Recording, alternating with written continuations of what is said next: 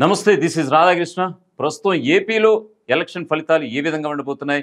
Why not 175 అంటున్నారు ముఖ్యమంత్రి వర్యులు, ఆపద్ధర్మ ముఖ్యమంత్రి వర్యులు YS Jaganmohan Reddy. Why not Pulivendula అంటున్నారు మరోవైపు ప్రధాన ప్రతిపక్ష నేత చంద్రబాబు నాయుడు అండ్ కూటమి సభ్యులు. ఓవరాల్గా చెప్పాలంటే గనక గతంలో 151 సీట్లు సాధించుకున్నటువంటి వైఎస్ఆర్సీపీకి ఈ 2024 ఫలితాలు నిజంగా గనక ఒక చెమటలు పట్టించేస్తున్నాయి. మరీ ముఖ్యంగా సాక్షాత్తు ముఖ్యమంత్రికి చెమటలు పట్టించేస్తున్నాయంటే కనుక ప్రస్తుత పరిస్థితుల్లో కూడా చాలామంది అవునని అంటున్నారు రాజకీయ పండితులు. ఒకవైపు మొన్నటి వరకు పేర్నాని వాయిస్ కావచ్చు, రోజా కావచ్చు, చెవిరెడ్డి భాస్కర్ రెడ్డి కావచ్చు, నెల్లూరు సంబంధించి అనిల్ కుమార్ యాదవ్ కావచ్చు, వాట్ ఎవర్ కొడాల నాని కావచ్చు, దీనికి సంబంధించి ఎవరు పడితే వాళ్ళు వాయిస్లు ఇచ్చుకుంటూ పార్టీ మీద వాళ్ళని ఇవ్వకుండా చూసుకున్నటువంటి వారంతా ఇప్పుడు ఏమైపోయారు? వాళ్ళని అభ్యర్థిగా ప్రకటించారు. ఓకే, వాళ్ళ నియోజకవర్గాల నుంచి ఎక్కడ కూడా పార్టీకి సంబంధించి కూటమికి సంబంధించిన నేతలపై ఎక్కడ ఫైర్ అనేది ఒక ప్రతి విమర్శ అనేది ఒక బాణంగా విసిరేటటువంటి వ్యాఖ్యలు కావచ్చు, ఇవన్నీ కూడా ఎక్కడ లేనటువంటి పరిస్థితి. కేవలం మొన్నటి వరకు చూసాం జగన్మోహన్ రెడ్డి సిద్ధం సభలు, ఆయన ఎక్కడికక్కడ హెలికాప్టర్లతో సుడిగాలు పర్యటనలు చేస్తూ ఆయన ఎక్కడెక్కడ ప్రచారాలతో చాలా ఉత్తేజపరిచే ప్రయత్నం అయితే చేశారు. మరోవైపు మళ్ళీ బస్సు యాత్రలు అంటూ తమ యొక్క 175 మంది అభ్యర్థులను గెలిపించుకునేలా తన వంతు కృషి ఎంతవరకు ఉందో అంతవరకు చేస్తున్నారు ముఖ్యమంత్రి వర్యులు వైఎస్ జగన్మోహన్ రెడ్డి. మరోవైపు కూటమి అంటూ ఈ దఫా మరోవైపు జనసేన, బీజేపీ, చంద్రబాబు ఈ ముగ్గురు కలిసి కూటమిగా వస్తున్నటువంటి ఈవేళ నిజంగా ముచ్చమట్లు పడుతున్నాయా వైఎస్ జగన్మోహన్ రెడ్డి కంటే కనుక ఖచ్చితంగా అవును అనే సమాధానం వినిపిస్తోంది ప్రతి జిల్లా నుంచి కూడా. ఓవరాల్గా మీకు ఒకసారి పాత స్టాటిస్టిక్స్ ఒకసారి వినిపించి చూస్తే కనుక జిల్లాల వారీగా ఒకసారి మనం విశ్లేషించుకుంటే కనుక గతంలో నాకు ఒక్క ఛాన్స్ ఇవ్వండి, నా యొక్క పనితనం ఏంటో చూపిస్తానన్నటువంటి వైఎస్ జగన్మోహన్ రెడ్డికి 2019 ఎన్నికల్లో 151 స్థానాలు ఇచ్చారు. ఓవరాల్గా చెప్పాలంటే ఆ రోజు 23 స్థానాలకి పరిమితం అయిపోయింది ప్రతిపక్ష నేతగా ఉన్నటువంటి చంద్రబాబు పార్టీ టీడీపీ. మరోవైపు కేవలం 2 స్థానాల్లో కూడా ఓటమి చవి చూశారు. అటు గాజువాకలో కావచ్చు, ఇటు భీమవరంలో కావచ్చు పవన్ కళ్యాణ్. ఆయన పార్టీకి సంబంధించి రాజోల్ ఎమ్మెల్యే రాపాక వరప్రసాద్ గెలిచినా కూడా ఆయన కొన్ని గంటలు కూడా ఇమ్మలేనటువంటి పరిస్థితి. అతి కొన్ని రోజుల్లోనే అధికార వైఎస్ఆర్సీపీలో జాయిన్ అయ్యి ఈయన్ని ఒక అవమానపరిచినట్టుగా చేసినటువంటి పరిస్థితి కూడా చూసాం. సో ఓవరాల్గా చెప్పాలంటే కనుక జిల్లాల వారీగా ఆనాడు వైఎస్ఆర్సీపీకి అంత క్రేజ్ ఉంది. అంటే వైఎస్ఆర్ మహానేత వైఎస్ఆర్ చనిపోయిన తర్వాత 2014 ఎన్నికల్లో పార్టీ పెట్టినప్పుడు కూడా ఆ రోజు జనసేన అధినేత పవన్ కళ్యాణ్ ఆ రోజు పార్టీ పరంగా పోటీ చేయకపోయినా సరే పార్టీతో టీడీపీకి మద్దతు ఇవ్వటం, ఆ రోజు 2014 ఎన్నికల్లో సుమారు 100 పైపడి స్థానాలు ఈయన గెలవడం, సుమారు 60 పైపడి స్థానాలు జగన్మోహన్ రెడ్డి గెలవడంతో ఆ రోజు విన్ అయ్యే ఛాన్స్ మిస్ చేసుకున్నారు జగన్మోహన్ రెడ్డి. మరొక ఛాన్స్ ఇవ్వండి అంటూ కూడా 2019 ఎన్నికల బరిలోకి దిగినటువంటి జగన్మోహన్ రెడ్డికి సాక్షాత్తు 151 స్థానాలు ఇవ్వడం చిన్న విషయం కాదు. అది ఓవరాల్గా చూసుకుంటే కనుక అటు ఉత్తరాంధ్ర నుంచి మనం చూసుకుంటే కనుక శ్రీకాకుళం జిల్లాలో 10 స్థానాలుంటే అక్కడ 8 స్థానాలు అధికార వైఎస్ఆర్సీపీ కైవసం చేసుకుంది. కేవలం 2 స్థానాలకే పరిమితం అయిపోయింది. ఇప్పుడు అక్కడ పరిస్థితి అయితే అలా లేదు. సుమారుగా 5 నుంచి 6 స్థానాలు శ్రీకాకుళం జిల్లాలో గెలిచే అవకాశాలు ఉన్నట్లుగా చాలా సర్వేలు, అలాగే మా వాల్గా న్యూస్ చేపట్టినటువంటి సర్వే కూడా అదే తేటతలం చేస్తోంది. సో ఇది గనక నిజమైతే గనక నిజంగా ముచ్చెమటలు పడుతున్నాయి. ఎందుకంటే ఉత్తరాంధ్ర జిల్లాని స్టార్టింగ్ శ్రీకాకుళం జిల్లా నుంచి మనం మొదలు పెడితే కనుక 10 స్థానాల్లో 5 నుంచి 6 స్థానాలకు అదే కూటమికి వచ్చే అవకాశం ఉన్నాయి. మిగతా స్థానాలు జగన్మోహన్ రెడ్డి పార్టీకి వైఎస్ఆర్సీపీకి వచ్చే అవకాశాలు ఉన్నాయి. ఇక విజయనగరం చూసుకుంటే కనుక విజయనగరం జిల్లా ఉమ్మడి జిల్లా వ్యాప్తంగా కూడా 9 స్థానాలు ఉన్నాయి. ఆ రోజు 9 స్థానాలు కూడా ఉత్తరాంధ్ర ప్రజలు, మరీ ముఖ్యంగా విజయనగరం ఉమ్మడి జిల్లా ప్రజలు అధికార వైఎస్ఆర్సీపీకి పట్టం కట్టి మహానేత వైఎస్ఆర్ ఆయన యొక్క అభిమానాన్ని, అలాగే ఈయన యొక్క ఆ రోజు వెళ్ళినటువంటి యాత్ర పేరుతో వెళ్ళినటువంటి దానికి గుర్తుగా ఒక చిహ్నంగా 9కి 9 ఇచ్చి పాడేసినటువంటి సందర్భం చూసాం. కానీ విజయనగరం జిల్లాలో అయితే పరిస్థితి అయితే అంత ఈజీ కాదు. ఇప్పుడు ఖచ్చితంగా 9 స్థానాల్లో కేవలం 5 స్థానాలు మాత్రమే సంపాదించుకోగలిగే స్థితికి దిగజారిపోయిందా వైఎస్ఆర్సీపీ అంటే కనుక చాలా సర్వేలు, చాలా గణాంకాలు చెప్తున్నటువంటి మాట. సో ఈ క్రమంలో ఓవరాల్గా చెప్పాలంటే కనుక ఇటు విజయనగరం కూడా దెబ్బ మీద దెబ్బ పడే అవకాశాలు అయితే ఉన్నాయి.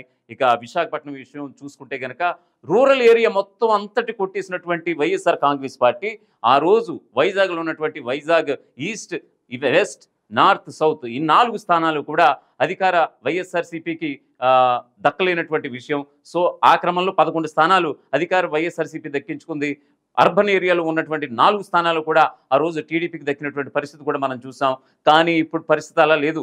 రూరల్‌లో కూడా చాలా గ్రాఫ్ తగ్గినట్లుగా కనిపిస్తోంది. ఇటు మన్యం జిల్లాలో కావచ్చు, కొన్ని గ్రామాల్లో కావచ్చు, వైజాగ్ జిల్లాను ఆనుకున్నటువంటి మిగతా 11 నియోజకవర్గాల్లో కావచ్చు, మంత్రుల యొక్క అవినీతి కావచ్చు, అక్కడ ఉన్నటువంటి లోకల్ ఎమ్మెల్యేల క్యాండిడేట్స్ వల్ల పార్టీ పటిష్టత మరింత దిగజారింది.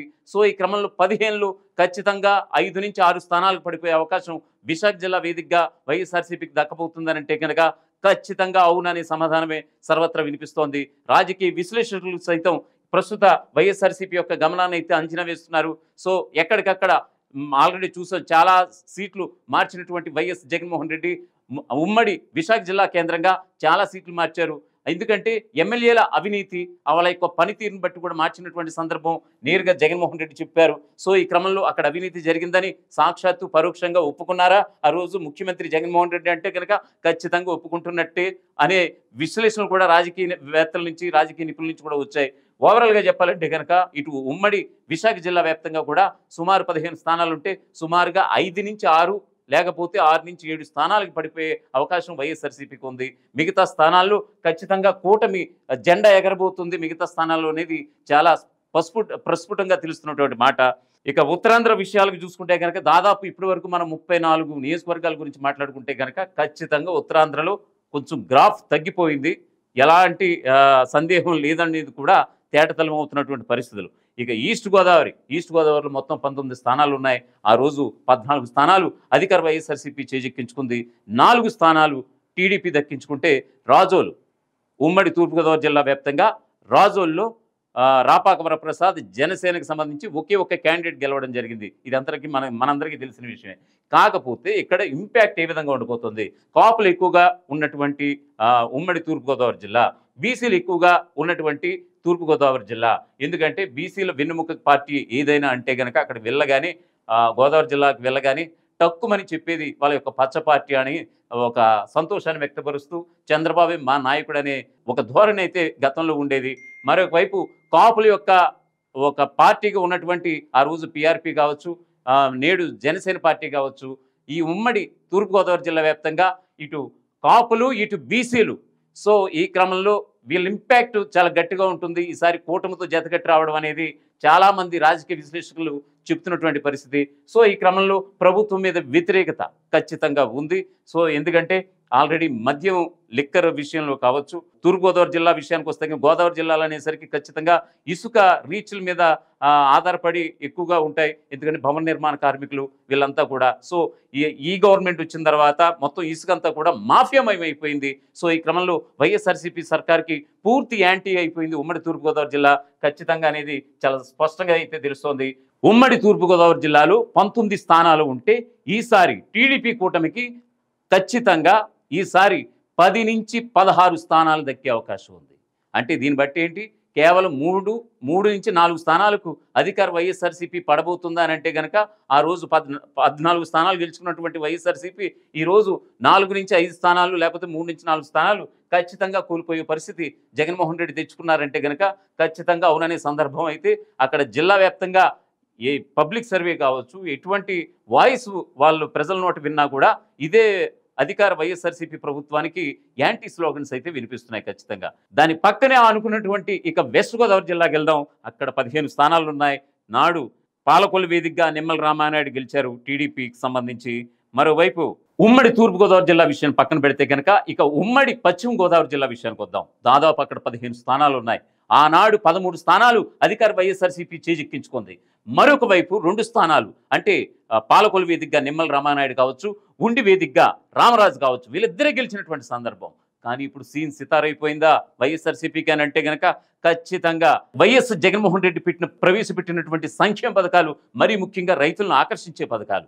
మొదటగా చెప్పుకోవాలంటే కనుక రైతు భరోసా అనుకోవచ్చు, మరోవైపు మండల కేంద్రాల్లో కావచ్చు, ఆర్బీకేలు అంటూ కూడా తమ యొక్క ధాన్యాన్ని ప్రొక్యూర్ చేసి గవర్నమెంట్ కొనుగోలు చేసేలా, వాటికి మద్దతు ధర కల్పించేలా ఇన్ని ప్రక్షాళనకు కూడా చేసినా సరే ఇప్పటి వరకు ఉమ్మడి తూర్పుగోదావరి జిల్లా విషయం చూసాం కదా, 19 స్థానాల్లో ఖచ్చితంగా 3-4 స్థానాలకు పడిపోతున్నటువంటి వైఎస్ఆర్సీపీ దాని పక్కన ఉన్నటువంటి దాని పక్క జిల్లా అయినటువంటి ఉమ్మడి పశ్చిమ గోదావరి జిల్లాకు వెళ్దాం.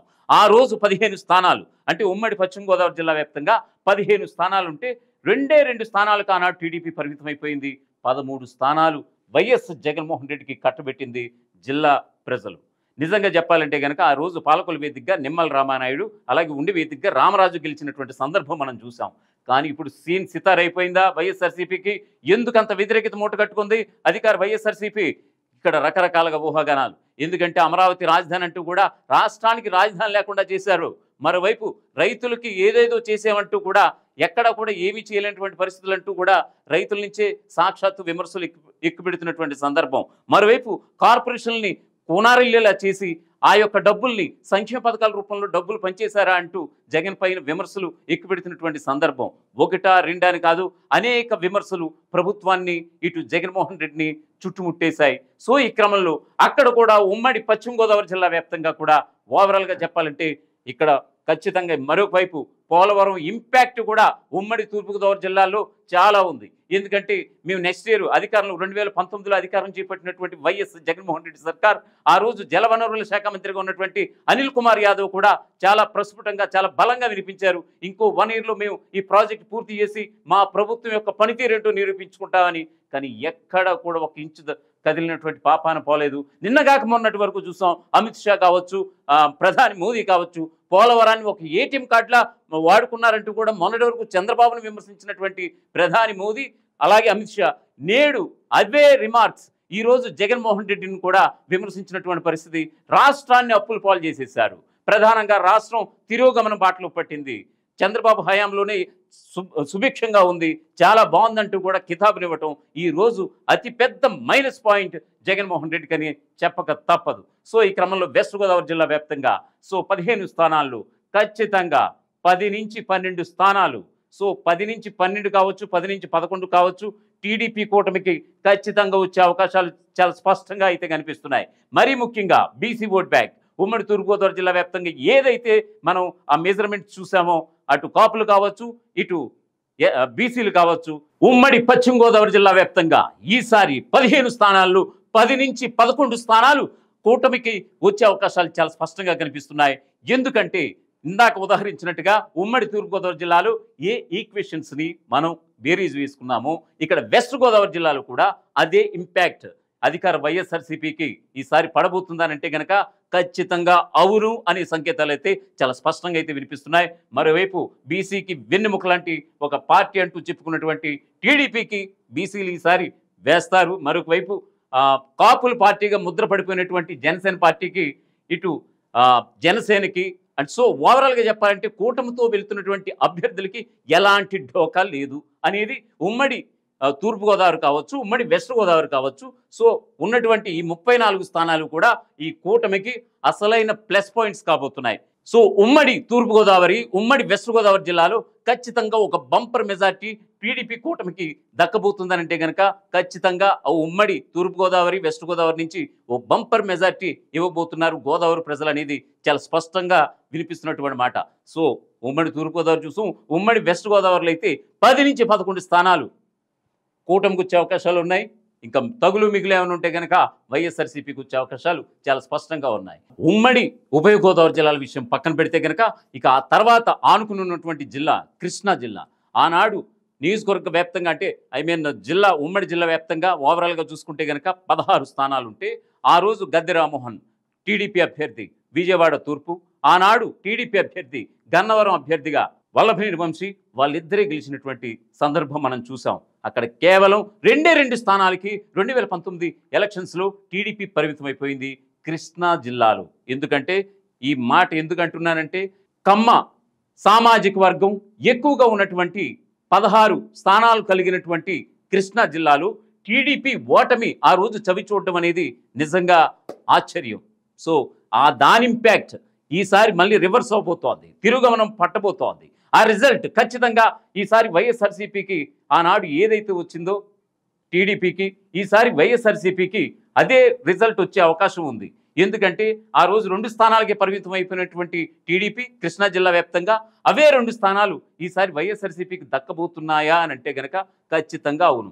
ఏమేమి ఇంపాక్ట్ పడబోతున్నాయి? అమరావతి రాజధాని అంటూ ఆ రోజు 2014లో అధికారం చేపట్టినటువంటి చంద్రబాబుకి ఆ రోజు ప్రతిపక్ష హోదాలో ఉన్నటువంటి జగన్మోహన్ రెడ్డి తాను కూడా మద్దతు పలకడం, వచ్చిన తర్వాత గెలిచిన తర్వాత 3 రాజధానులంటూ కూడా వెళ్ళడం, ఈ నిర్ణయం అక్కడ ఖచ్చితంగా అక్కడ చాలా కమ్మ సామాజిక వర్గంలో నిజంగా అగ్గి రాజేసింది. 3 రాజధానులంటూ ఈయన తీసుకున్నటువంటి నిర్ణయం. ఎందుకంటే ఖచ్చితంగా కమ్మ సామాజిక వర్గం ఎక్కువగా ఉన్నారు కాబట్టి చంద్రబాబు ఇక్కడ అమరావతి రాజధానిగా పెట్టారు. వాళ్ళు మరింత ధనికవంతులు అవ్వడానికి వాళ్ళు చంద్రబాబు కుట్ర చేశారంటూ కూడా ఆ జగన్మోహన్ రెడ్డి 3 రాజధానుల నిర్ణయం తీసుకున్నారు. సో ఈ క్రమంలో ఆయన అనేటువంటి ఊహాగానాల నేపథ్యంలో అక్కడ కమ్మ సామాజిక వర్గాన్ని అగ్గిరాజేసేలా చేసింది. సో ఈ క్రమంలో ఖచ్చితంగా ఈసారి అయితే అక్కడ అంత ఈజీ కాదు. కనీసం ఒక్క స్థానం గెలిచినా కూడా కృష్ణా జిల్లా వ్యాప్తంగా అధికార వైఎస్ఆర్సీపీకి నిజంగా అది ఒక అద్భుతం అనే చెప్పుకోవాలి. ఎందుకంటే దేవినేని అవినాష్ ఇప్పుడు గద్దె రామ్మోహన్ మీద గెలిచే అవకాశాలు చాలా స్పష్టంగా ఉన్నాయని కూడా తెలుస్తోంది. చూద్దాం. ఎందుకంటే ఆయన్ని పార్టీ పరంగా పక్కన పెడితే ఆయన ఈ 5 ఏళ్ళు ఆనాడు 2019లో కొడాల నానితో ఓడిపోయిన తదనంతరం విజయవాడ తూర్పుకు వచ్చి ఆయన పార్టీ పరంగా గాను వైఎస్ఆర్సీపీ పరంగా గాను లేకపోతే తన ఓన్గా కూడా అక్కడ యూత్ను కలుపుకుపోయే పరిస్థితి నేటి వరకు చేసుకొస్తున్నారు. నిజంగా ఆయన గెలిస్తే కనుక అది వైఎస్ఆర్సీపీ విన్నా పక్కన పెడితే కనుక అది ఖచ్చితంగా అవినాష్ యొక్క మార్క్ రాజకీయంగా మనం అందరం చెప్పుకోవచ్చు. నిజంగా కనుక ఆయన గెలిచే అవకాశాలు కూడా ఉన్నాయని చెప్తున్నటువంటి పరిస్థితి. నిజంగా వైఎస్ఆర్సీపీ ఖాతాలో ముందుగానే ఒక గెలుపు పడిందిరా అని అంటే కనుక కృష్ణా జిల్లా వ్యాప్తంగా అది దేవినేని అవినాష్ అని మనం చెప్పక తప్పదు. ఇక కృష్ణా జిల్లా వంతు ఇలా ఉంటే ఇక గుంటూరు జిల్లా విషయానికి వద్దాం. అక్కడ ఉమ్మడి గుంటూరు జిల్లా వ్యాప్తంగా 17 స్థానాలు ఉన్నాయి. ఆనాడు 2019లో 151 స్థానాల్లో విజయం సాధించినటువంటి వైఎస్ జగన్మోహన్ రెడ్డికి అందులో 15 స్థానాలు గుంటూరు జిల్లా ప్రజలు కట్టబెట్టినవి. కేవలం 2 స్థానాలు ఇటు రేపల్లె ఇటు గుంటూరు వెస్ట్, మద్దాలగిరి, అనగాని సత్యప్రసాద్. కేవలం 2 అంటే 2 టీడీపీ పరిమితం అయిపోయింది ఆనాడు. కానీ ఇప్పుడు పరిస్థితి అలా లేదు. అధికార వైఎస్ఆర్సీపీకి కావాలని కొరివి తెచ్చుకుందా అధికార వైఎస్ఆర్సీపీ అంటే కనుక ఖచ్చితంగా అవును. ఇటు కృష్ణా జిల్లాలో ఎటువంటి మనం బేరీజ్ వేసుకున్నాం కొన్ని అంశాలు, ఇటు గుంటూరు జిల్లా కూడా అవే వర్తిస్తున్నాయి. అమరావతి రాజధాని, అన్నిటికంటే ముఖ్యంగా అమరావతి రాజధాని మీకు అనేక విషయాల్లో కావచ్చు. అక్కడ ఆల్రెడీ మంగళగిరి ఎమ్మెల్యే ఆర్కే విషయానికి చూసుకుంటే కనుక ఆర్కే కూడా ఇప్పుడు ఎటువంటి పోటీలో లేరు. ఆనాడు ప్రభుత్వ పరంగా గాను అటు ఏమైతే పిటిషన్స్ వేశారో అన్నీ కూడా ఆ ప్రభుత్వానికి అనుకూలంగా వేశారు. అక్కడ ఉన్నటువంటి ప్రజలకి మద్దతుగా నిలవలేకపోయారంటూ కూడా మంగళగిరి ఎమ్మెల్యే ఆర్కే పైన ఇప్పుడు చాలా తీవ్ర వ్యతిరేకతకు వచ్చింది. సో ఎందువల్లనో ఏంటో ఆయన మళ్ళీ కాంగ్రెస్కి రావడం, మళ్ళీ కాంగ్రెస్ నుంచి వైఎస్ఆర్సీపీలోకి రావడం, మళ్ళీ అక్కడ మంగళగిరి అభ్యర్థి విషయంలో కొంచెం వెన్నంటి ప్రోత్సహిస్తున్నారు ఇప్పుడు. సో ఏదేమైనా సరే ఇప్పుడు గతంలో 1500 మెజార్టీతో ఆనాడు లోకేష్ మీద గెలిచినటువంటి మంగళగిరి ఎమ్మెల్యే ఆర్కే ఈరోజు మంగళగిరిలో అక్కడ చంద్రబాబు హవా కొనసాగుతుంది. లోకేష్ ఈసారి తక్కువగా 20 నుంచి 30,000 మెజార్టీతో ఈసారి గెలవబోతున్నారు. లోకేష్ పక్కా గెలుపు ఖాయం. గుంటూరు జిల్లా వ్యాప్తంగా గెలిచే అభ్యర్థుల్లో మొదటి పేరు లోకేష్ ఉంటుంది ఈసారి ఖచ్చితంగా అనేది సుస్పష్టం. అందుకే ఎక్కడా కూడా తగ్గేది లేదంటున్నారు ఇటు చంద్రబాబు నాయుడు కూడా. మరొక వైపు అమరావతి రాజధాని అంటూ తీసుకున్న నిర్ణయం నిజంగా ఓవరాల్గా చెప్పాలంటే ఇటు కృష్ణా కావచ్చు, ఇటు గుంటూరు కావచ్చు, మరొక వైపు ఉత్తరాంధ్ర ప్రజలు కూడా ఎక్కడ కూడా మేము స్వీకరించట్లేదు, మహాప్రభు మా ప్రాంతాన్ని ప్రశాంతంగా ఉంచండి అని అక్కడ జనాలు అంటుంటే, మరోవైపు గోబుల్స్ ప్రచారానికి తెరదీశారంటూ కూడా చంద్రబాబుపై ఇటు అధికార పక్ష సభ్యులు కావచ్చు, సాక్షాత్తు జగన్మోహన్ రెడ్డి కావచ్చు విమర్శించుతున్నటువంటి పరిస్థితి. వాళ్ళేమో చంద్రబాబు వాళ్ళేమో ఇక్కడంతా కడప గుండాలు వచ్చేస్తారు, ఇక్కడ ప్రకృతిని నాశనం చేసేస్తారు, ఇక్కడ వాళ్ళ దందాలు పెరిగిపోతాయంటూ కూడా చంద్రబాబు వాళ్ళ యొక్క సోషల్ మీడియా ద్వారా కావచ్చు, వాళ్ళ అనుయాయుల ద్వారా కావచ్చు, అనుచరుల ద్వారా కావచ్చు ఇది ఒక ప్రాపగండ క్రియేట్ చేశారంటూ కూడా అధికార వైఎస్ఆర్సీపీ ఎంతగా తిప్పికొట్టినా కూడా ఎక్కడో ఇటు ఉమ్మడి ఉత్తరాంధ్ర జిల్లాల్లో కావచ్చు, ఇటు కృష్ణా గుంటూరు జిల్లాలో కావచ్చు ఖచ్చితంగా అమరావతి రాజధాని విషయం అనేది చాలా ఇంపాక్ట్ పడబోతోంది. మరొక వైపు గ్రాఫ్ మొన్నటి వరకు కొంచెం ఎడ్జ్లో ఖచ్చితంగా వైఎస్ఆర్సీపీ గెలుస్తుందా అనుకున్నటువంటి ఈ తరుణంలో ల్యాండ్ టైటిలింగ్ యాక్ట్, ఖచ్చితంగా మీరు వినాలి, ల్యాండ్ టైటిలింగ్ యాక్ట్, దీనిపైన ఆ పాస్బుక్స్ పైన జగన్మోహన్ రెడ్డి ఫోటో ఉండటం, ఇది ఖచ్చితంగా ప్రభుత్వం ఎవరికన్నా కంపెనీలకు భూములు ఇవ్వాలంటే కనుక సదరు రైతుకి ఏం చెప్పాల్సిన అవసరం లేదు, సాక్షాత్తు ఇచ్చేవలసిన అవసరం ఉంటుందనేది ఒక యాక్ట్. అందులో ఉన్నటువంటి కొన్ని సవరణలతోటి ఏదో పెట్టారు. ఇది కేంద్రం తీసుకొచ్చింది, మేము పెట్టింది కాదంటూ కూడా జగన్మోహన్ రెడ్డి అంటున్నారు. మరోవైపు కేంద్రంతో పాటు చంద్రబాబు కూడా ఇది మేము తీసుకురాలేదు, సాక్షాత్తు జగన్మోహన్ రెడ్డి తీసుకొచ్చిన విషయం అంటూ కూడా ఇది ఒక తీసుకువెళ్తున్నారు. కానీ ఇటు చంద్రబాబు చేసినటువంటి ఆరోపణలకి జగన్మోహన్ రెడ్డి ఒక్కళ్ళే ప్రత్యారోపణలు గుప్పిస్తున్నారు తప్ప ఇక్కడ అధికార వైఎస్ఆర్సీపీ ఎక్కడా కూడా దాన్ని ఢీకొట్టలేకపోతోంది. ప్రతి ఆరోపణలతో, విమర్శలు ప్రతి విమర్శలతో దాన్ని కూటమిని ఒక ఢీకొట్టలేకపోతుంది. సో ఈ క్రమంలో వైఎస్ఆర్సీపీ గ్రాఫ్ అమాంతం పడిపోయింది ప్రతి జిల్లాలో కూడా. ఇది రైతులకి కావచ్చు, భూ యజమానులు కావచ్చు, కాస్త ఆందోళన కలిగించే పరిణామంగా చాలామంది విశ్లేషకులు చెప్తున్నారు. ఇది అతిపెద్ద మైనస్గా జగన్మోహన్ రెడ్డికి మరొక విషయంగా మనం చెప్పక తప్పదు. సో ఈ క్రమంలో ఇటు గుంటూరు జిల్లా కావచ్చు, ఇటు కృష్ణా జిల్లా కావచ్చు, వరుసగా చెప్పుకుంటూ పోతే ఓవరాల్గా గ్రాఫ్ తగ్గిపోయింది వైఎస్ఆర్సీపీకి అనేది చాలామంది చెప్తున్నటువంటి మాట. గుంటూరు జిల్లాలో కొందరి గెలుపు అవకాశాలు, కొందరి ఓటమి చవి చూసే ఎడ్జ్లు మనం ఒకసారి చర్చించుకుంటే కనుక, గుంటూరు వేదికగా ఆనాడు ఎంపీగా గెలిచినటువంటి గల్లా జయదేవ్ నేను తాత్కాలిక విరామం ప్రకటిస్తున్నానంటూ కూడా ఆయన స్టేట్మెంట్ ఇచ్చారు. సాక్షాత్తు చంద్రబాబు నాయుడు ఒక ఎన్ఆర్ఐ, ఒక డాక్టర్గా ఉన్నటువంటి పెమ్మసాని చంద్రశేఖర్కి ఇవ్వడం జరిగింది. ఆయన 2019లో కూడా టికెట్ ఆశించి భంగపడ్డారన్న విషయం ఆ పార్టీ నేతల నుంచి మనకు అందుతున్నటువంటి సమాచారం. సాక్షాత్తు ఇప్పుడు గుంటూరు ఎంపీగా పెమ్మసాని చంద్రశేఖర్ ఉన్నారు. ఆనాడు గల్లా జయదేవ్ గుంటూరు వేదికగా గెలిచినటువంటి సందర్భం మనం చూసాం. సో ఈసారి ఎన్నికలకి ఆయన తాత్కాలిక విరామం ప్రకటిస్తున్నానని స్టేట్మెంట్ ఇవ్వడం కూడా ఒక చిన్న ఆశ్చర్యమే. సో ఈ క్రమంలో గుంటూరు ఎంపీగా టీడీపీ అభ్యర్థిగా ఎవరు నిలబెడితే బాగుంటుందనుకున్నారు ఏంటో మరి. ఎన్ఆర్ఐ ఒక డాక్టర్ని, పెమ్మసాని చంద్రశేఖర్ని అక్కడ నిలబెట్టినటువంటి సందర్భం. ఆయన ఓరు గాలంటూ కూడా ప్రతి గల్లీ గల్లీ తిరిగేస్తున్నటువంటి పరిస్థితి. ఎక్కడికి వెళ్ళినా సరే జన నీరాజనాలు పార్టీలకు అతీతంగా అతనికి అందుతున్నాయి. ఎందువల్ల ఏంటో తెలియదు. ఆయన బ్యాక్గ్రౌండ్ ఇవన్నీ కూడా వాళ్ళ నాన్నగారి నుంచి, వాళ్ళ తాతయ్యల దగ్గర నుంచి కూడా ఒక మంచి బ్యాక్గ్రౌండ్ ఉండటం వలన ఇతను కూడా ఒక మంచి సౌమ్యుడు, మంచి సేవా తత్పరత ఉన్నటువంటి వ్యక్తిగా పెమ్మసాని చంద్రశేఖర్ గుంటూరు నియోజకవర్గ వ్యాప్తంగా మంచి పేరుంది ఆ కుటుంబానికంటూ కూడా సర్వత్రా వినిపిస్తున్నటువంటి మాట. మరి ఈ క్రమంలో మొన్నటి వరకు ఎమ్మెల్యేగా ఉన్నటువంటి కిలారు రోసయ్యకి ఈసారి ఆ గుంటూరు ఎంపీ టికెట్ అధికార వైఎస్ఆర్సీపీ ఇచ్చింది. ఆయన ఎవరో కాదు, ఉమ్మారెడ్డి వెంకటేశ్వర్లు అల్లుడు. ఆయన వద్దన్నా కూడా, నేను పోటీ చేయని మహాప్రభు అన్నా కూడా అధికార వైఎస్ఆర్సీ నా పాత నియోజకవర్గం నాకు ఇచ్చేసేయండి, నేను వెళ్ళిపోయి నేను ఆ నియోజకవర్గ ఎమ్మెల్యే అభ్యర్థిగా ఉంటానన్నా కూడా నేను ఇవ్వను, నువ్వు ఖచ్చితంగా గుంటూరు ఎంపీగా నువ్వు బరిలో ఉండాల్సిందే అంటూ కూడా చెప్పిన పరిస్థితి జగన్మోహన్ రెడ్డి. మరోవైపు మంగళగిరి ఎమ్మెల్యే ఆర్కే నిలబెడదాం అనుకున్నారట. మరోవైపు ఆళ్ళ అయోధ్య రామిరెడ్డిని కూడా నిలబెట్టే ప్రయత్నం కూడా చేశారట. మేము ఇప్పుడు పోటీ చేయం గుంటూరు ఎంపీగా అనేది కూడా వాళ్ళ మాటలోంచి వచ్చినటువంటి సందర్భం అట. మరి ఎందుకు వాళ్ళు విని తిరగడం? గతంలో 2019లో జగన్మోహన్ రెడ్డి ఇలా బీఫామ్ ఇస్తే చాలు, ఏ నియోజకవర్గం ఎక్కడ అనేది కూడా చూడకుండా పోటీ చేసినటువంటి అభ్యర్థులు ఈసారి బీఫామ్ ఇస్తున్నాం అన్నా సరే ఎందుకు వెనకడుగు వేశారు? మరొక వైపు జగన్ చేసినటువంటి ఫిల్టరైజేషన్ ఏదైతే ఉందో, సుమారు 175 నియోజకవర్గాల్లో 50 నుంచి 60 స్థానాలు ఫిల్టరైజేషన్ చేసి మరి ఒక 175 స్థానాలు అభ్యర్థులు రిలీజ్ చేసినటువంటి పరిస్థితి. వాళ్ళందరూ గెలుపు గుర్రాలే అనుకుంటే కనుక చాలా తప్పు అంటున్నారు రాజకీయ విశ్లేషకులు. చాలామంది ఓటమిని చవిచూసే వ్యక్తులే తప్ప ఎక్కడ గెలుపు గుర్రాలు లేవు. మరోవైపు వన్ మ్యాన్ షో ఈ 5 ఏళ్ళు నడిపించినటువంటి జగన్మోహన్ రెడ్డి నిర్ణయాలే ఈసారి అధికార వైఎస్ఆర్సీపీ ఓటమికి కారణాలు అవుతాయంటూ కూడా హెచ్చరిస్తున్నారు రాజకీయవేత్తలు. సో ఓవరాల్గా చెప్పాలంటే చిలకలూరుపేట విడుదల రజని ఈరోజు గుంటూరు వెస్ట్గా పోటీ చేస్తున్నారు. అక్కడ కూడా ఆమె గెలుస్తారా లేదనేది పక్కన పెడితే కనుక ఓటమి అంచనాల్లో ఉంటారు అనేది తథ్యం. అది కూడా ఆమె గ్రాఫీ అన్ని పక్కన పెట్టినా సరే ఉమ్మడి కృష్ణా జిల్లా కావచ్చు, ఉమ్మడి గుంటూరు జిల్లా వ్యాప్తంగా కావచ్చు, ప్రభుత్వం మీద, అధికార వైఎస్ఆర్సీపీ మీద తీవ్ర వ్యతిరేకత ఉంది.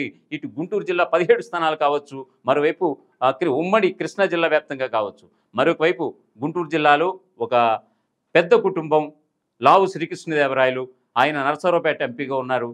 గతంలో ఆయన వైఎస్ఆర్సీపీ నుంచి టీడీపీలోకి వచ్చాడు. ఇప్పుడు టీడీపీ నుంచి పోటీ చేయడం అతిపెద్ద మైనస్ అధికార వైఎస్ఆర్సీపీకి. ఇలా ఈక్వేషన్స్ అంటూ చూసుకుంటూ పోతే కనుక చాలా అది ఎఫెక్ట్ గట్టిగానే ఉమ్మడి గుంటూరు జిల్లా వ్యాప్తంగా జగన్మోహన్ రెడ్డికి అలాగే ఆయన పార్టీకి అతిపెద్ద దెబ్బ అని చెప్పక తప్పదు. ఇక ప్రకాశం జిల్లాకు వెళ్దాం. అక్కడ దాదాపు 12 నియోజకవర్గాలు ఉన్నాయి. 2019లో 8 స్థానాలు కట్టబెట్టినటువంటి అక్కడ ఉమ్మడి ప్రకాశం జిల్లా ప్రజలు అధికార వైఎస్ఆర్సీపీకి, ఇటు టీడీపీకి కేవలం 4 స్థానాలు ఇచ్చినటువంటి సందర్భం. అవేంటో ఒకసారి చూస్తే కనుక, పరుచూరు నుంచి ఏలూరు సాంబశివరావు గెలిచారు ఆనాడు. అద్దంకి నుంచి గొట్టిపాటి రవికుమార్, చీరాల నుంచి కరణం బలరాం, కొండిపి నుంచి వీరాంజనేయ స్వామి. ఇక్కడ చీరాల నుంచి కరణం బలరాం ఇటు వైఎస్ఆర్సీపీలోకి జాయిన్ అయినటువంటి విషయం మనకు తెలిసిందే. మరోవైపు అధికార వైఎస్ఆర్సీపీకి ఇప్పుడు ఎన్నికలకి వెళ్తున్నటువంటి వేళ ఉమ్మడి ప్రకాశం జిల్లా వ్యాప్తంగా ఎంపీ మాగుంట శ్రీనివాసులరెడ్డి కుటుంబం అధికార వైఎస్ఆర్సీపీని వదిలి టీడీపీకి వెళ్ళడం. ఇప్పుడు అదే టీడీపీ నుంచి ఒంగోలు ఎంపీగా మాగుంట శ్రీనివాసులరెడ్డి పోటీ చేస్తున్నారు. సో ఈ క్రమంలో ఆయన ప్రత్యర్థి ఎవరు? అక్కడ వైఎస్ఆర్సీపీకి సంబంధించి ఖచ్చితంగా ఇది మనం అందరం చర్చించుకోవాల్సిన విషయం. చెవిరెడ్డి భాస్కర్ రెడ్డి జగన్కి అత్యంత సన్నిహితుడు, విధేయుడుగా ఉన్నటువంటి చెవిరెడ్డి భాస్కర్ రెడ్డి, మొన్నటి వరకు చంద్రగిరి ఎమ్మెల్యేగా ఉన్నటువంటి భాస్కర్ రెడ్డి, చెవిరెడ్డి భాస్కర్ రెడ్డిని ఈరోజు మాగుంట శ్రీనివాసులరెడ్డికి ప్రత్యర్థిగా బరిలోకి దింపింది. సో ఆయన ప్రభావం ఏ మేరకు ఉంటుంది? మాగుంట కుటుంబానికి ఒంగోలు ఒక పెద్దపీట వేసిందానంటే గనక గత చరిత్ర అంతా చూసుకుంటే గనక ఒంగోలు ఎంపీ అంటే మాగుంట, మాగుంట అంటే ఒంగోలు ఎంపీ అనే విధంగా అక్కడ లిఖితపూర్వకంగా రాసేసారనంటే గనక ఆ కుటుంబ సభ్యులు కావచ్చు, ఆయన అనుచరులు కావచ్చు, జిల్లా ప్రజానీకం కూడా అవునని సమాధానమే చెప్తోంది. అసలు చెవిరెడ్డి భాస్కర్ రెడ్డి ఇక్కడిని రావడం కారణం ఏమిటి? అటు చంద్రగిరి ఎవరిని పెట్టారు అని అనుకుంటే కనుక చెవిరెడ్డి మోహిత్ రెడ్డిని అక్కడ చంద్రగిరి అభ్యర్థిగా పెట్టినటువంటి సందర్భం అయితే మనం చూసాం.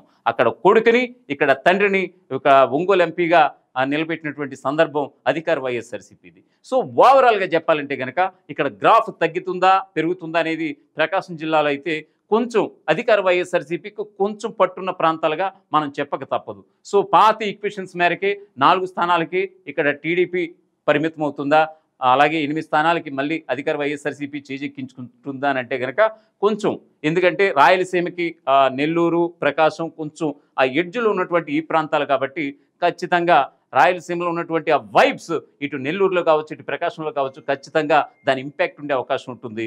ఇక నెల్లూరు జిల్లా విషయానికి వద్దాం. అక్కడ దాదాపు 10 నియోజకవర్గాలు ఉన్నాయి ఉమ్మడి జిల్లా వ్యాప్తంగా. ఆనాడు 2019లో 10కి 10 స్థానాలు అధికార వైఎస్ఆర్సీపీకి కట్టబెట్టిన ఆ నెల్లూరు సింహపూర్ ప్రజలు ఈసారి ఎలాంటి తీర్పు ఇవ్వబోతున్నారు? అక్కడ ప్రధానంగా చర్చించుకుంటే గనక ఒక సీనియర్ నేత, ఒక ప్రజాభిమానం గల నేత వేమిరెడ్డి ప్రభాకర్ రెడ్డి, ఆయన సతీమణి టీటీడీ బోర్డు మెంబర్గా కూడా ఉన్నారు. ఇక్కడ ఆ జిల్లా ప్రజలకి, ఆ నియోజకవర్గ ప్రజలకి అందరికీ సుపరిచితమే. సో ఎన్నికలకు ముందు ఆయనకి టికెట్ కేటాయించారు. నెల్లూరు ఎంపీగా ఆయన పోటీకి బరిలోకి దింపాలని ఇటు జగన్ ఆలోచించారు, టికెట్ కూడా కన్ఫర్మ్ చేశారు. కానీ ఎందుకో ఏమిటో వేమిరెడ్డి ప్రభాకర్ రెడ్డికి జగన్ కానీ ఆయన పార్టీ కానీ ఇష్టపడలేదు. సో ఈ క్రమంలో వెంటనే టీడీపీలోకి జాయిన్ అవ్వడం, టీడీపీ తరపు నుంచి బీఫామ్ తీసుకుని ఆయన బరిలో ఉండటం జరిగింది వేమిరెడ్డి ప్రభాకర్ రెడ్డి. సో ఇంతటి ప్రజాదరణ గల నేత టీడీపీకి ప్లస్ అవుతున్నారంటే కనుక ఖచ్చితంగా ప్లస్సే, ఇది ఖచ్చితంగా అధికార వైఎస్ఆర్సీపీకి మైనస్సే అంటూ కూడా చెప్తున్నటువంటి పరిస్థితి అయితే కనిపిస్తోంది. సో దీని ఇంపాక్ట్ ఎలా ఉంటే కనుక మొన్నటి వరకు వైజాగ్లో పార్టీ ఇన్ఛార్జ్గా ఉన్నటువంటి విజయసాయిరెడ్డి, ఆయన జగన్ కేసులకు సంబంధించి ఆయన ఏటుగా కూడా ఉన్నారు. సో ఈ క్రమంలో ఇవన్నీ పక్కన పెడదాం. అటువంటి విజయసాయిరెడ్డి వైజాగ్ నుంచి ఎందుకు ఉన్న పలంగా అక్కడికి రావాల్సి వచ్చింది నెల్లూరు స్థానానికి? ఈ విషయం పక్కన పెడితే కనుక ఎందుకో అక్కడ ప్రత్యర్థి విషయంలో జగన్మోహన్ రెడ్డి తప్పుటడుగు వేశారా, తప్పక చేశారా అనేది కూడా మనం ఒకసారి ఆలోచించాలి. ఎందుకంటే జగన్ కేసులో ఏటుగా ఉన్నటువంటి విజయసాయిరెడ్డి వైజాగ్ కేంద్రంగా ఏం చేశారు? ఎందుకు అంత అవినీతి మరక ఆయన అంటించుకున్నారు, మరొకవైపు పార్టీకి అంటగట్టారు? నిజంగా అవుననే సమాధానం బయట నుంచి ఎలా ఉన్నా కానీ జగన్ ఒప్పుకున్నారేమో, నిజంగా ఆ వాస్తవం ఆయన వరకు తెలిసిందేమో అన్నట్టుగా కూడా అనిపించింది. ఎందుకంటే వెంటనే ఉన్న పలంగా ఆయన వైజాగ్ నుంచి తీసుకొచ్చి నెల్లూరు ఎంపీగా వేయడం జరిగింది. మరోవైపు నెల్లూరు సిటీ ఎమ్మెల్యేగా ఉన్నటువంటి అనిల్ కుమార్ యాదవ్ని గుంటూరులో ఖచ్చితంగా నరసరావుపేట ఎంపీగా లావు శ్రీకృష్ణదేవరాయలు గతంలో వైఎస్ఆర్సీపీ ఎంపీగా గెలిచినటువంటి క్యాండిడేట్ ఇప్పుడు టీడీపీ తరఫున పోటీ చేస్తున్నారు. అతను ఖచ్చితంగా మట్టి గరిపించాలన్న ఉద్దేశంతో అనిల్ కుమార్ యాదవ్ని నరసరావుపేట ఎంపీగా అధికార వైఎస్ఆర్సీపీ బరిలో దించింది. అక్కడ నెల్లూరు సిటీలో ఖలీల్ అనే వ్యక్తిని బరిలో దించింది జగన్మోహన్ రెడ్డి పార్టీ. సో ఈ క్రమంలో వేమిరెడ్డి ప్రభాకర్ రెడ్డి కుటుంబం ఇంపాక్ట్ మామూలుగా ఉండదు.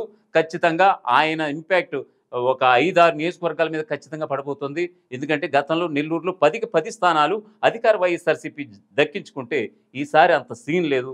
సో ఓవరాల్గా చెప్పాలంటే కనుక ఇన్ని మార్పులు ఎందుకు చేయాల్సి వచ్చింది? ఎక్కడో ఓటమి చెందుతామన్న భయంతోనే అని అంటున్నారు.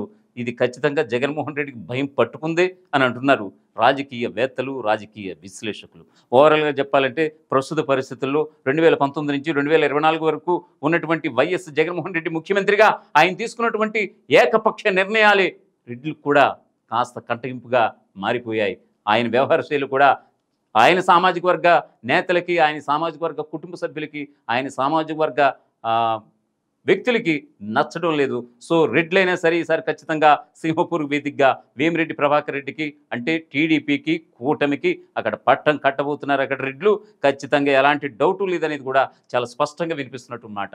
ఓవరాల్గా చెప్పాలంటే ఇది మేము చేస్తున్నటువంటి సర్వే కాదు, అనేక సర్వేలు వడబోసి ఇవన్నీ కూడా మీ ముందుకు తెచ్చే ప్రయత్నం అయితే మేము చేస్తున్నాం. ఖచ్చితంగా ఇక్కడ కూడా పెద్ద ఫిగర్ ఏమి ఇవ్వట్లేదు మీకు కూడా. కూటమికి కేవలం 95 నుంచి 100, ఇక్కడ నుంచి 70 నుంచి 75 అంటే టఫ్ ఫైట్ ఉంటుంది. కాకపోతే ఇన్ని సంక్షేమ పథకాలు ప్రవేశపెట్టినా కూడా, ఇంత ప్రజాపాలన చేసినా కూడా జగన్మోహన్ రెడ్డి ఎందుకు ఓటమి చవిచూస్తున్నారనేది కదా మన విశ్లేషణ. ఖచ్చితంగా. సో ఇక ప్రకాశం జిల్లా అలా ఉంచితే గనక, నెల్లూరు జిల్లా విషయం అటు ఉంచితే గనక, ఉమ్మడి రాయలసీమ విషయానికి వస్తే గనక అక్కడ 4 జిల్లాలు కలిపి 52 స్థానాలు ఉన్నాయి. ఆ రోజు కేవలం 3 స్థానాలకే పరిమితమైపోయింది. ఉరవకొండ, అనంతపురం జిల్లాలు మనం ముందు నుంచి పట్టించుకుంటే గనక కర్నూలు, కడప క్లీన్ స్వీప్ అయిపోయాయి. ఇక అనంతపురం, చిత్తూరు జిల్లాల విషయానికి వస్తే గనక చంద్రబాబు ఆయన బావమరిది, చంద్రబాబు కుప్పంలో గెలవటం, ఆయన బావమరిది అంటే వియ్యంకుడు స్వయాన బాలకృష్ణ హిందూపురం వేదికగా గెలవటం. ఇక పయ్యావుల కేశవ్ ఉరవకొండ వేదికగా ఆయన గెలవటం. ఇంకా పయ్యావుల కేశవ్ ఎప్పుడైతే గెలిచారో ఇంకా గవర్నమెంట్ రాదు అనేది సాక్షాత్తు టీడీపీలోనే ఉంది. మరి ఈసారి ఏమవుద్ది ఏంటనేది ఒకసారి చూడాలి. ఆయన ఓటమి చూస్తారా, లేకపోతే విన్ అయితే పరిస్థితి ఏంటి? ఆయన విన్ అయ్యారంటే అక్కడ గవర్నమెంట్ రాదనే దానికి ఇంక మొత్తం అవుతుందా ఏంటి? తరతరాలకు వస్తున్నటువంటి ఈ మాటకి ఆయన చెక్ పెడుతున్నారా అనేది ఒకసారి చూడాలి. ఎందుకంటే కొన్ని సెంటిమెంట్స్ అనేవి రాజకీయాల్లో కొనసాగుతూ ఉంటాయి. పయ్యావుల కేశవ్ మరొక వైపు భీమవరంలో ఎవరు పార్టీ అభ్యర్థి గెలిస్తే ఆ పార్టీయే అధికారంలో ఉంటుంది. ఎందుకంటే ఆల్రెడీ భీమవరం వేదికగా మనం చూసాం. సో ఇలా కొన్ని సెంటిమెంట్స్ అంటూ మనకి వస్తూ ఉంటాయి. సో ఆ పార్టీలు కూడా పయ్యావుల కేశవ్ ఉరవకొండ వేదిక గెలవడం అనేది ఆనాడు నిజంగా ఆశ్చర్యమే. పయ్యావుల కేశవ్ గెలిచేటట్టు గవర్నమెంట్ పోయిందనేది కూడా చాలామంది నవ్వుకున్నారు, కొంతమంది చాలామంది విమర్శించారు. సో రాయలసీమ వేదికగా ఈ 4 జిల్లాల్లో ఎలాంటి ఇంపాక్ట్ ఉండబోతుంది? మొన్న మాకు తెలిసినటువంటి ఒక సర్వే వాళ్ళు అక్కడికి వెళ్తే కనుక జగన్ కుటుంబ సభ్యులకు సంబంధించి కావచ్చు, వాట్ ఎవర్ ఒక రెడ్డి ఫ్యామిలీకి విషయానికి వస్తే కనుక ఖచ్చితంగా ఉమ్మడి కడప జిల్లాలో గతంలో క్లీన్ స్వీప్ చేసిన సందర్భం అయితే ఈసారి ఉండదండి. ఖచ్చితంగా 3 నుంచి 4 స్థానాలు ఖచ్చితంగా పోతున్నాయి. కేవలం 5 నుంచి 6 స్థానాలకి పరిమితం అయిపోతుంది ఈ పార్టీ వైఎస్ఆర్సీపీ. మా పార్టీ అంటూ కూడా అక్కడ వైఎస్ఆర్సీపీ శ్రేణులుగా మనం పరిగణించాలి ఖచ్చితంగా వాళ్ళ మాటల్ని. ఎందుకంటే అంత నిబద్ధతతో ఎందుకంటే వాళ్ళ సింపథైజర్స్ ఖచ్చితంగా జగన్మోహన్ రెడ్డికి, వైఎస్ఆర్ ఫ్యామిలీకి. అటువంటి మాటలను కూడా మనం పట్టించుకోలేదు అని అనుకుంటే అదేమీ లేదు. ఎందుకంటే వాళ్ళకి వ్యతిరేకులు ఎవరు ఉండరుగా. స్వయాన ఇలా ఉంటుంది రాయలసీమ జిల్లాలో అంటూ కూడా వాళ్ళ మనసులో మాట చెప్పే ప్రయత్నం అయితే చేశారు. సో కడప జిల్లాలో ఏ విధంగా ఉండబోతుంది అని అంటే కనుక ఓవరాల్గా అంటే అన్ని సర్వేలు మనం కూలంకషంగా మనం పరిశీలించి మీ ముందు పెడితే కనుక కేవలం 5 నుంచి 6 స్థానాలు తప్పితే ఒక 7 గెలుస్తారు. ఖచ్చితంగా 3 స్థానాలు అయితే ఓటమి చవి చూడాల్సిన పరిస్థితి. ఏంటి 10 నుంచి 7 అని కానీ, ఎందుకంటే ఖచ్చితంగా రాయలసీమలో అది కూడా జగన్మోహన్ రెడ్డికి, వైఎస్ఆర్ ఫ్యామిలీకి ఉన్నటువంటి ఒక మూలస్తంభం లాంటి కడప, కర్నూలు జిల్లాలు. అటువంటి కడప జిల్లాలోనే ఒక 3 స్థానాలు పోవడం అంటే దాని ఇంపాక్ట్ 175 నియోజకవర్గాల మీద ఖచ్చితంగా ఉంటుంది. అక్కడే ప్రభుత్వ వ్యతిరేకత ఉన్నప్పుడు ఇక మిగతా స్థానాల్లో ఎందుకు ప్రభుత్వ వ్యతిరేకత ఉండదు? మరొక వైపు ఈ రాయలసీమ జిల్లాలో ఈ 3 రాజధానుల అంశంపై కూడా వాళ్ళు చాలా ఫీల్ అవుతున్నారు. ఎందుకు తీసుకున్నాడు ఈయన ఈ నిర్ణయం? ఎక్కడో వైజాగ్లో పెడితే మేము అంతవరకు వెళ్ళాలా ఏమిటి? ఎందుకు ఈ తొందరపాటు నిర్ణయాలు? మా జగనాన్ని ఎలా చేస్తాడనుకోలేదు. మరోవైపు ఇన్ని పథకాలు ప్రవేశపెట్టినా కూడా ఈ ల్యాండ్ టైటిలింగ్ యాక్ట్ కావచ్చు, వాట్ ఎవర్ ఆ రోజు కడప, కర్నూలులో క్లీన్ స్వీప్ చేసే పరిస్థితులు అయితే తీసుకున్నటువంటి ఒక సొంత నిర్ణయాల వల్ల ఈరోజు పార్టీ అట్టడుక్కుపోయే పరిస్థితి అయితే అంటే కొన్ని జిల్లాల్లో అట్టడుగుపోయే పరిస్థితి ఉందనంటే కనుక ఖచ్చితంగా అవునా అని చెప్పక తప్పదు. మరొక వైపు అనంతపురంలో 2 స్థానాలు గెలిచినటువంటి టీడీపీ ఈసారి మరింత పుంజుకుంది అనే మాట సాక్షాత్తు రాయలసీమలో ఉన్నటువంటి రెడ్ల సామాజిక వర్గం నుంచి మనకు అందుతున్నటువంటి మాట. సో ఏ క్రమంలో చూసినా సరే 52 స్థానాలు ఖచ్చితంగా అంటే ఒక బెస్ట్ ఫిగర్ అయితే ఇక్కడ వైఎస్ఆర్సీపీ దక్కించుకుపోతోంది. ఎందుకంటే మనం ఆల్రెడీ చెప్పాం 70 నుంచి 75 అని. ఆల్రెడీ ఎక్కువ 70 నుంచి 75 స్థానాల్లో 52 ఇచ్చిన వాటిలో 30 నుంచి 35 స్థానాలు ఖచ్చితంగా ఇక్కడ అధికార వైఎస్ఆర్సీపీ చేజెక్కించుకోబోతుందని అంటే కనుక ఖచ్చితంగా దక్కించుకునే అవకాశాలు మెండుగా అయితే ఉన్నాయి. కాకపోతే ఈ రాయలసీమ జిల్లాలో ఉన్నటువంటి ఇంత బెస్ట్ ఫిగర్ మిగతా జిల్లాల మీద, కోస్తా జిల్లాల మీద, అటు ఉత్తరాంధ్ర జిల్లాల మీద పడే అవకాశం అయితే లేదు.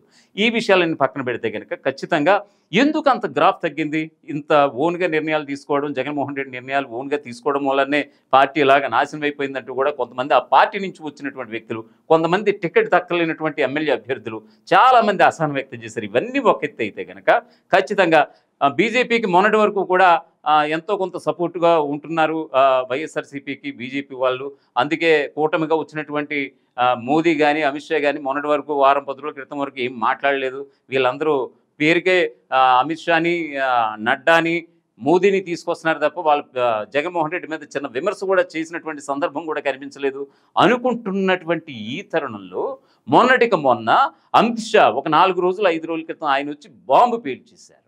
అది కూడా ఎలాగా, చంద్రబాబే బెస్ట్ సీఎం, 2019 వరకు సాగిన పాలన అద్భుతం అంటూ ఆయన కొనియాడడం, మరోవైపు సొంత నిర్ణయాలతో రాష్ట్రాన్ని అప్పుల పాలు చేసేసాడు. ఎఫ్ఆర్బిఎంకి మించి అప్పులు చేసేసి రాష్ట్రాన్ని అధోగతి పాలు చేసేసాడు. పోలవరం కడతానన్నాడు, ఎక్కడ ఏమైంది, మేము ఎంతో సపోర్ట్ చేస్తున్నాం, ఆ నిధులన్నీ ఎక్కడికి వెళ్ళిపోయాయంటూ కూడా సాక్షాత్తు విమర్శించడం నిజంగా ఆశ్చర్యం. మరోవైపు ఇది ఒక నేరాల అడ్డా అయిపోయింది, ఏపీ గూండాల అడ్డా అయిపోయింది, జగన్మోహన్ రెడ్డి మాఫియా ఒక కేంద్రంగా ఏపీని అలా మార్చేశారంటూ కూడా ఆయన విమర్శించడం. Same statements. దాని తర్వాత 2 రోజుల తర్వాత ప్రధాని మోదీ ఇక్కడికి రావటం, పోన్లే అమిత్ షా అన్నారు అనుకుందాం, పోనీ మోదీ అనర్లే అని అనుకోవచ్చు, కానీ మోదీ కూడా రావడమే. జగన్మోహన్ రెడ్డి అంత నేరస్తుని ఎక్కడ చూడలేదు. మళ్ళీ ఎన్డీఏ కూటమి వస్తే కనుక ఖచ్చితంగా ఇక్కడ మాఫియా ముఠాలందరినీ కూడా చెక్ పెడతాం, తరిమి కొడతాం, డబుల్ ఇంజిన్ సర్కార్ రాష్ట్రంలో రావడం అవసరం అంటూ కూడా ఆయన నొక్కి చెప్పడాన్ని నిజంగా ఆశ్చర్యం. అది ఏంటది, మొన్నటి వరకు సైలెంట్గా ఉన్నటువంటి బీజేపీ ఒక్కసారిగా రివర్స్ అవడంతో వైఎస్ఆర్సీపీకి సంబంధించిన గ్రాఫ్ ఇలా ఉండేది ఇలా పడిపోయింది. అంటే ప్రజల మనసుల్లో కూడా ఎంతో కొద్దో గొప్ప అనుమానాలు రేకెత్తించే విధంగా సాక్షాత్తు ప్రధాని మోదీ, మరోవైపు కేంద్ర హోంమంత్రి వీళ్ళందరూ ఇచ్చినటువంటి స్టేట్మెంట్స్ ఇక్కడ జగన్మోహన్ రెడ్డికి ఎలాంటి ఇంపాక్ట్ చూపిస్తాయి అనేది కూడా చాలా, ఇది గ్రాఫ్ తగ్గిపోయింది. కేవలం స్వయం కృతాపరాధం జగన్మోహన్ రెడ్డిది కొంత అయితే, కొంతమంది బయటికి వెళ్ళిన నేతలది కొంత అయితే, మొన్నటి వరకు మిత్రపక్షంగా బీజేపీ ఉందని అనుకున్నటువంటి ఈ సమయాన అటువంటి బీజేపీ ఇచ్చినటువంటి ఆ స్టేట్మెంట్స్ కూడా ఇటు జగన్ని ఆ పార్టీని కనుక ఆ స్టేట్మెంట్స్ నిజంగా దానివల్ల కూడా గ్రాఫ్ పడిపోయిందని చెప్పుకోవాలి. సో ఓవరాల్గా చెప్పాలంటే కనుక ఇన్ని పరిణామాల నేపథ్యంలో ఇటు కూటమికి 95 నుంచి 100 వచ్చే అవకాశం ఉంది, ఎక్కడ 100 దాటే అవకాశం లేదని కూడా చాలామంది చెప్తున్నారు. ఎందుకంటే టఫ్ ఫైట్ అయితే ఉంది. 70 నుంచి 75 వైఎస్ఆర్సీపీ సరిపెట్టుకోబోతోంది. ఎందుకంటే ఇంచుమించుగా 2014 రిజల్టే రాబోతుందా అంటే కనుక ఎస్, ఖచ్చితంగా ఎస్, అవును అనేది ఒక వస్తోంది. ఇక్కడ మనం ప్రధానంగా చర్చించుకోవాలంటే కనుక పవన్ కళ్యాణ్ పిఠాపురం వేదికగా 50,000 నుంచి 80,000 మధ్య టార్గెట్తో ఆయన గెలవబోతున్నారు. ఇది అక్షర సత్యం అంటూ కూడా చాలా నివేదికలు చెప్పేస్తున్నాయి, చాలా సర్వేలు కూడా కుండబద్దలు కొట్టేస్తున్నాయి. ఈసారి కుప్పంలో కూడా చంద్రబాబు గెలుస్తారు, అందులో ఎలాంటి డౌట్ లేదు. మరోవైపు ఆయన తనయుడు మంగళగిరి వేదికగా ఆయన ఆయనతో పాటు ఆయన భార్య బ్రహ్మని కూడా ఏ రోజుకి ఆ రోజు ఎక్కడ కూడా నియోజకవర్గాన్ని ఇప్పటికీ కూడా వదిలిపెట్టకుండా ప్రతి గల్లీని జల్లెడ పడుతున్నారు, ప్రతి ఇంటికి వెళ్తున్నారు, ప్రతి ఒక్కరిని కలుస్తున్నారు బ్రహ్మని. ఓవరాల్గా చెప్పాలంటే కనుక వీళ్ళు కన్ఫామ్, అందులో ఎలాంటి డౌటు లేదనేది చాలా సుస్పష్టం. సో ఈ క్రమంలో వైఎస్ఆర్సీపీ ఓట్ బ్యాంక్ ఎలా ఉండబోతోంది, మరి 13వ తారీఖున ఎంత మేరకి మనం ఇంతలా చెప్పుకుంటున్నాం, అవి ఎంత మేరకు నెరవేరబోతాయి, ఇవి కేవలం గణాంకాలు ఊహించినటువంటి కొంతమంది అభిప్రాయాల సేకరణ ద్వారా మీకు చెప్పే ప్రయత్నం చేశాం తప్ప ఇందులో ఎక్కడ ఇది కన్ఫర్మ్ అనేది కాదు. కొంతమంది అభిప్రాయాలు తీసుకుని శాంపిల్స్ సేకరించి ఇలా ఉండబోతుంది రాబోయే పరిస్థితుల్లో.